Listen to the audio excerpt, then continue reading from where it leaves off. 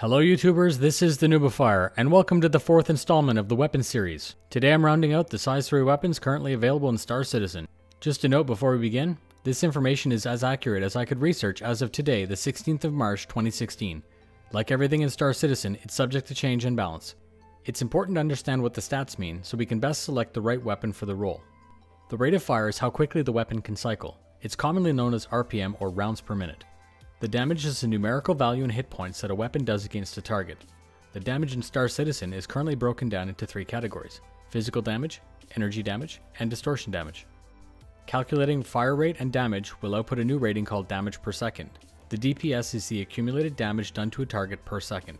Depending on how precisely you're able to aim, simply opting for the weapon with the highest DPS may not be the correct choice for you. The range represents the distance where the projectile stops being able to damage a target effectively.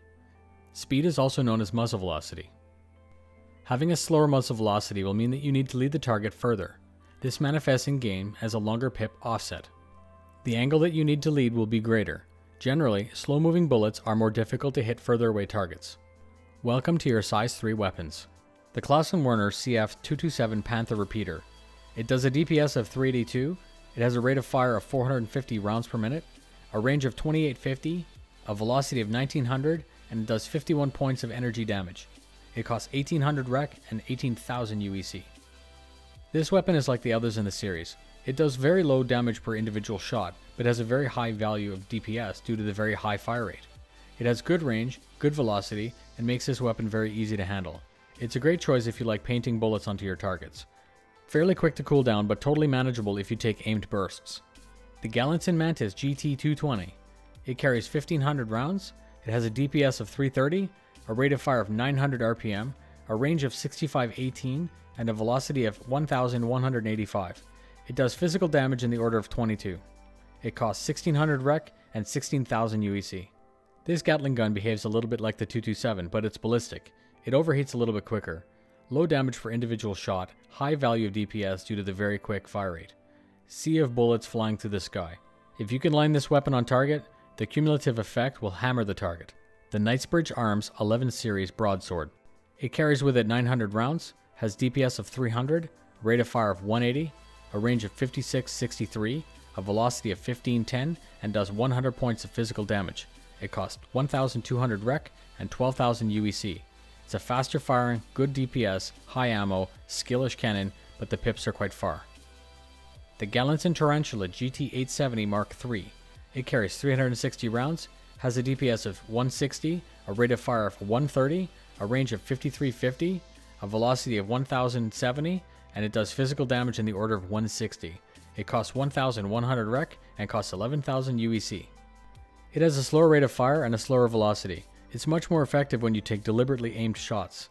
It has good range, but the pip offset is quite high. It makes this a very skillful cannon to use. It's very rewarding if you can pull it all together. And finally, the Behring M5A laser cannon. This weapon is not available in the store, and I was able to cross-load it onto the Saber to make an educated evaluation. According to the game files, it has a DPS of 296, a rate of fire of 160, a range of 1628, a velocity of 2170, and an energy damage rating of 111. The cost is unknown because the weapon is not available in the store yet. This will be a very popular weapon when it's released. It has no ammo restriction, very good rate of fire, very good velocity, which keeps that pip really manageable. I found it very easy to use. So here are some final recommendations. Once that Behring M5A is released, it's probably going to be the default loadout for any ship that I have that has a size 3 hardpoint. I take aim shots, and because of that, I can't wait for it or the size 3 Omni to be made available. If you prefer painting your target with lasers, then I suggest the size 3 Panther Repeater. It's a very easy weapon to use, and it's actually quite damaging. Currently, ballistics are popular because of how ballistics behave versus shields. The broadsword is a great weapon, and it's currently my ballistic suggestion to you. It requires a bit of skill to use, but with practice it can punish the target with a couple of seconds. The 870 Mark III is very strong, but because of the pip offset, it's very tricky to bring into a PvP match. It's not impossible to use, but it does take some focus. And currently, the Mantis is just poop. It overheats way too fast, and it doesn't leave me with any confidence whatsoever. Redacted is a group of content creators focused solely on making Star Citizen the best space sim in the verse. Please check out redacted.tv. I'm currently having a ship giveaway that ends on Friday. It's free to enter. Please help me by telling a friend about it.